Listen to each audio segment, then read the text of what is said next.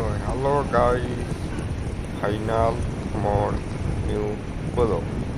তো তোমরা গুলো দেখবে নাকছেন এক পায়েরটা হয়েছে ঝন্টু দা আর পাঁচ পায়েরটা মুয়েছং মন্টুর। তো তোমরা গুলো দেখবে নাকছেন আমরা একটা জামা আনছি। তো আমরা গুলো কোঠে জামা নাকছি তোমরা গুলো জানবে চান।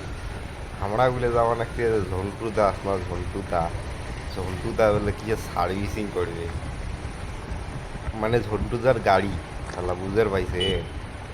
তো জামা নাকছি ঝন্টুদা সার্ভিসিং করবে, মানে গাড়ি সার্ভিসিং করবে।